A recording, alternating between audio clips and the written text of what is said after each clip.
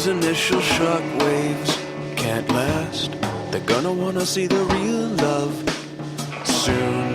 They're gonna wanna see the real. Well, I have a couple of signs in my office and they've come from various places. We also have a conversation about how hurtful it is to constantly hear people say, oh, that's so gay. I have seen nothing, and that's always been a real concern. Well, obviously there's LGBTQ people attending the school and working at it because they're everywhere, folks. Sorry.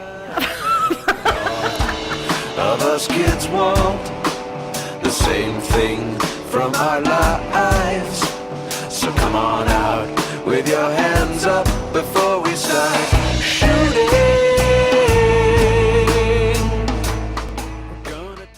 I was a former president of Mohawk Pride. I wasn't the first one, but I became the president, I think in the second year that it was around. Well, we first heard about it because there was an ad, little one, in the classified section of the Satellite, and it just said, if you're, I'm trying to think, I think it said if you think you're lesbian, gay, or bi, come meet in this room at this time to talk about starting a group. And I remember all of us were very shy, and we walked into the room, and none of us knew who each other were. There might have been maybe one face you knew, and you're like. There was this one big beefy guy who we knew was a bouncer over at the Arnie, and we're kind of looking at him like, you do know why we're here. Are you here to beat us up?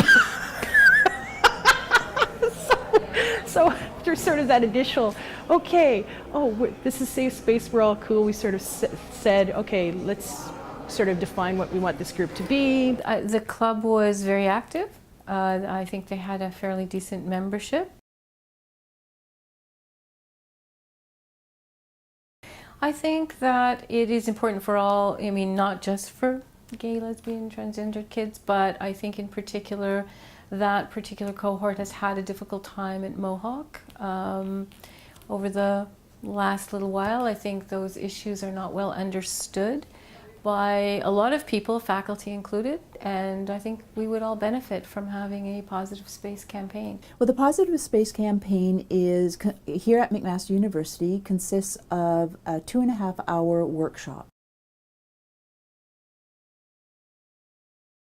At the end of the 2.5-hour workshop, people get either a sticker or a poster that they can put up in their offices. Well, I have a couple of signs in my office and they've come from various places. One came from the Positive Space campaign at Brock University, where my daughter was, and I think some of them come from the U of T Positive Space campaign, and one of them, I think the one behind me, comes from the board, the Ontario Teachers Federation. Positive space. But I haven't heard that there's a proactive positive space training campaign going on at Mohawk. You can correct me if I'm wrong.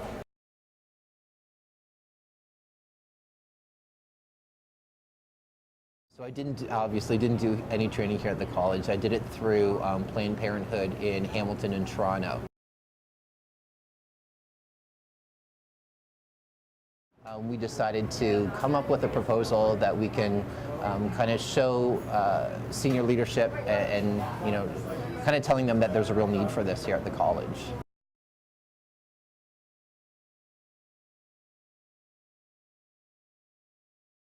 We had a column in the Satellite where we talk about LGBTQ issues. We had ads in the Satellite, we put posters up, so we were loud and proud. We didn't keep it a secret because, well, if people are going to know the group's there, we gotta let people know.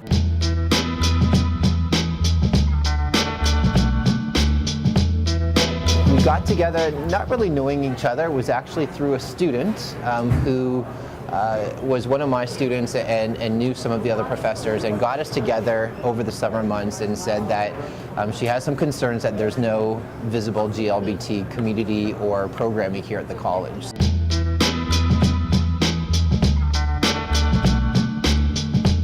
About 5 years ago, the coordinator of the Queer Student Community Center on campus, which is a McMaster Student Union funded service, decided that she would like to start a positive space campaign. And she had the foresight to realize that while students come and go, there is some permanency to staff positions. So she was aware that I had an interest by virtue of my own identity as a lesbian. If you really want to have a sustainable club that can go on even after this current president graduates and moves on, and you got the sustainability, you need a space, you need a phone line, and you need not just students but support staff who can help keep that sustainability. Thank goodness for the teacher, and nothing can go wrong. Back for Somebody does, make a comment. If it does happen, great. Bring it on. You've been putting your part for long enough. I've been cooking in your pot for far too long. The course is so gay, or that you look so gay in your outfit, and how some people would argue that that's just become part of everyday language and conversation, and yet we know that it has an impact on members of the queer community because it sets gayness up as something to be used as a put-down.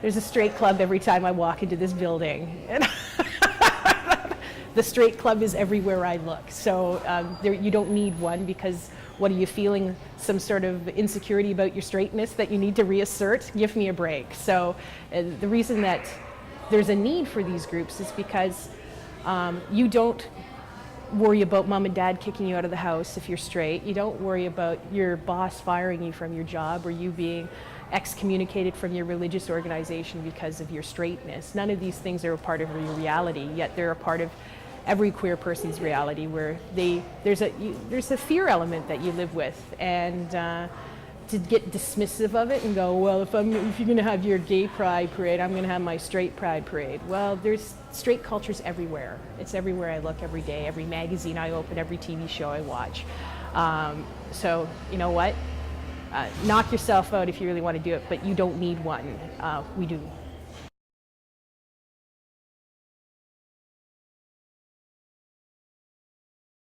On April 14th, the University of Ottawa has kind of picked up with a story that happened in Nova Scotia, Cambridge, many years ago, where a boy was teased and there was a lot of homophobic remarks made because he wore a pink shirt.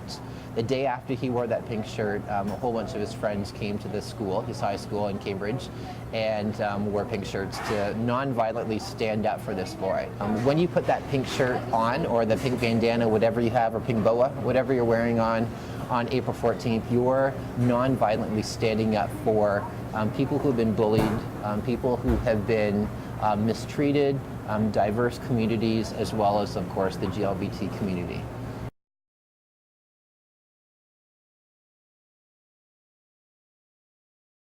Yeah, we're going to have a pride flag right on the side of Mohawk College. I would, in the perfect atmosphere, I would not want to see a positive space, because there wouldn't be a need for it. It needs to happen because I can guarantee you there's people here that are probably going through things and don't think that there's anything out there for them, and don't know how to find it. And if there was something visible here that was sustainable, it would be a benefit to a lot of people looking for help. There's a lack of appreciation for what it means to be part of an oppressed minority, and what it means when you're coming together as an oppressed minority, and how, yes, we're all human beings, but this difference is very different. And my life experience and the way I see the world is very different because I am queer.